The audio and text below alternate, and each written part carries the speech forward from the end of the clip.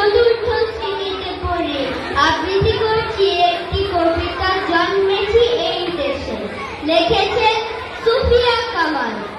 অনেক কথার গুঞ্জন শুনি, অনেক গানের সুর, সবচেয়ে ভালো লাগে যে আমার মাগো ডাক সুমধুর।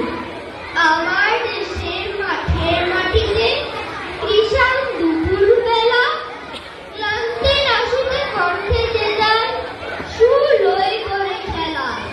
মুক্ত আকাশে মুক্ত মনে সেই গান চলে ভেসে, জন্মেছি মাগো তোমার কোলেতে, মরি যেন এই দেশে।